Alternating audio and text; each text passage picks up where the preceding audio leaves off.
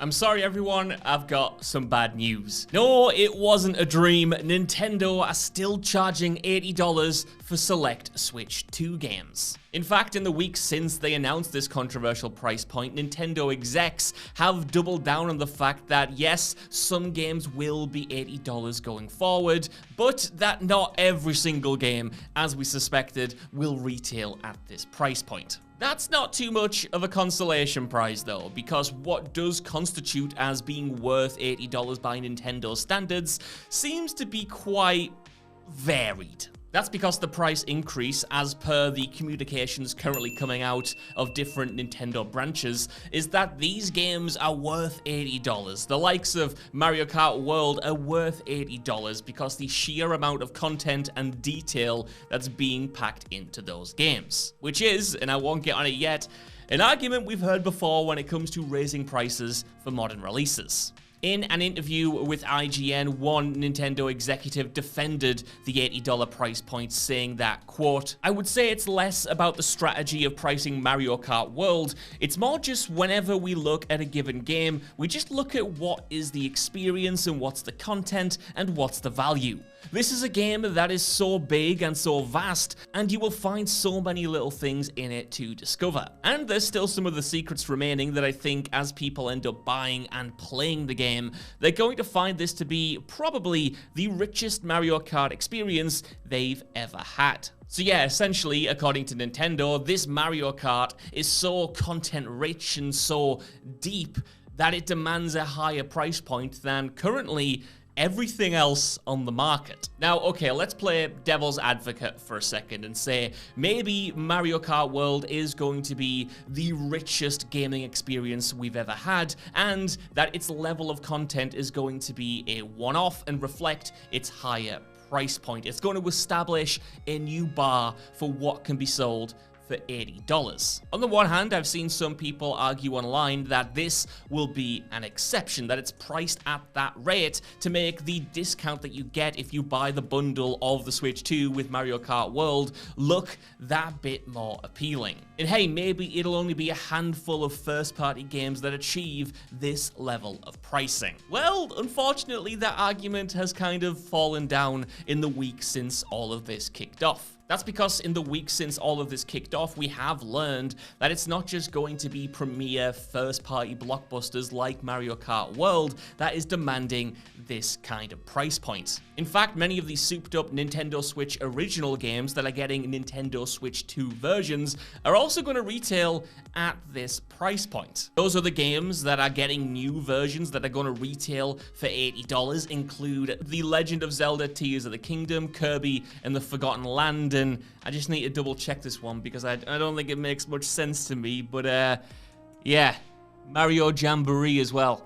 $80, baby. Again, this sort of price point was defended by the Nintendo executives who told IGN that, quote, "What I would probably counter with is that really what you're looking at is for the Nintendo Switch 2 edition. That's the physical price for somebody that has not bought the base game. For somebody who has bought Tears of the Kingdom or Breath of the Wild, the upgrade packs for those are $9.99. And if you happen to be a Nintendo Switch Online and Expansion Pack member, both of the Zelda upgrade packs are inclusive within that membership, so there's no additional charge for those. But I think overall, our general approach is really just focus on what's the content, what's the value, and what's an appropriate price based on that." So let's play devil's advocate for a second again and say, yeah, for people who already own those games, myself included, a $10 upgrade isn't the end of the world. In fact, it's the industry norm when you look to the competition such as Sony, which usually charges, again, a flat rate of $10 for the next-gen upgrade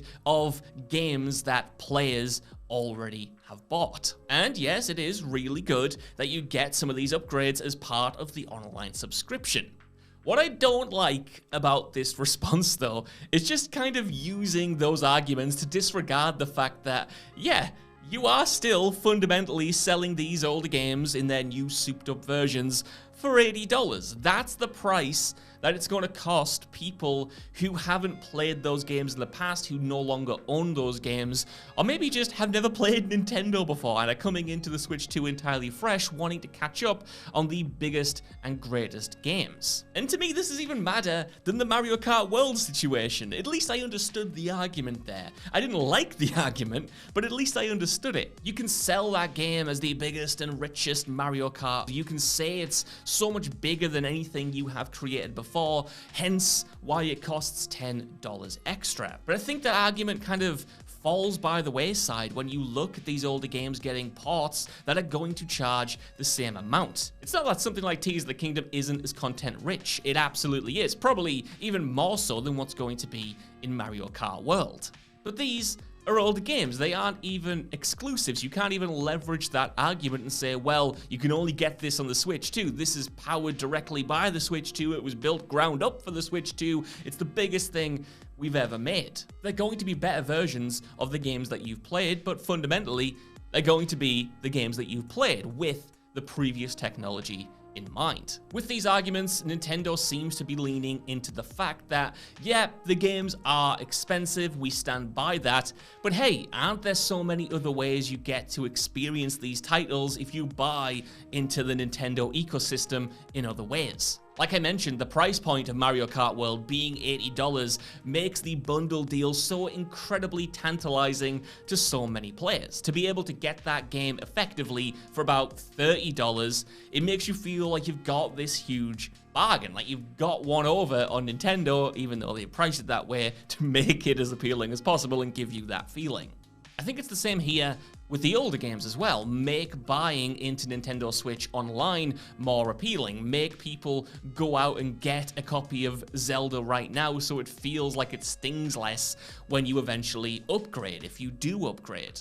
Ultimately, though, I kind of want to circle back to the original argument that these games are worthy of this price point because Nintendo has looked at their value, and that's what they've come up with. That argument isn't new necessarily. We have seen that same or a similar line trotted out by many studios and publishers over the past generation, let's say, since the prices really started to jump from $60 to $70. Again, Sony, for instance, justified their price increase by saying, hey, we have a level of quality here with our first-party exclusives that you're not going to find anywhere else. The sheer amount of blood, sweat, and tears we put into these games, the amount of budget that we put into these games, and the resources we throw at them, it just makes sense for them to be $70 because they are, in their minds, a higher tier of production. It seemed to work for them in the long run, even though there was a bit of pushback, and Nintendo seemed to be saying the exact same thing here. And I think it sucks because I am actually all for the variable pricing model that Nintendo is hinting at here. Again, they've insisted that this isn't going to be the baseline for everything they release. They're going to look at a flexible model so they can release stuff like Donkey Kong at $70 and Mario Kart World at $80 and probably some games even below that. Ultimately, I've wanted to see publishers embrace that mentality for a while now. I don't think you have to be as rigid as we have been in the past when it comes to what a game is sold for. There's a lot of value in knocking something down to $50 or $40. But as is often the case, this flexible pricing is usually only implemented when you're raising prices and trying to make the previous baseline seem like a good deal. And I can't get away from that feeling here, the feeling that Nintendo are trying to normalize $80 as standard so that when they do release a Donkey Kong game for $70, you think, hey, they're doing us a favor. That's a bargain. It is not a bargain, lest I have to drive that point home, and it just feels a little bit icky. Of course, it's important to note as well that all of these interviews with IGN and the Washington Post and whoever were pretty much entirely conducted before the US tariffs were announced. And since they were unveiled, we have seen immediate action from Nintendo, who pulled the Switch 2 from pre-order in the US. Their current official line is that they're analyzing how these tariffs are going to affect the price of both the console and the games themselves. So currently we're just sort of playing a game of wait and see. I might be here talking about $80 games and a $450 console right now, and in a week's time, who knows, those prices might have increased. We're just waiting around to see what the impact is going to be. We do know from reports that Nintendo did apparently try to preempt the announcement of the tariffs by moving some of their production to different territories, but that doesn't seem to have worked, and even though they've moved them, they've been hit with them anywhere. The point is, we're kind of in a bit of a crazy situation where we're talking about already an inflated price point not based on current economic factors like the tariffs that might go even higher because of everything else that's going on. The official line from Nintendo is that we were going to do this anyway because we think our games are worth the $80 price point. And if that's true, how are they going to reconcile that with the fact that it's fundamentally going to cost more to produce and distribute these games? I don't know, but I cannot see this controversy dying down anytime soon, and it is going to be interesting to see if the price of these games does affect the sales of the Nintendo Switch 2 or something like Mario Kart World, or if it's going to be something, as I suspect Nintendo wants it to be, that becomes normalized very, very quickly. And again, I mentioned this in the first video I did on this, but it's not just Nintendo who wants this to be normalized, but of course it's going to be every publisher across the board who were originally hoping that Grand Theft Auto 6 would establish a new norm, but have been beaten to it by Nintendo getting there first. And if Nintendo can get away with it, there's nothing to stop EA getting away with it, or 2K getting away with it, or Sony getting away with it, or whoever. And again, once that becomes standardized, the argument then becomes, hey, this game is only $70. Don't you want to go get that? It's a bargain. Let me know, and I'll see you on the next video.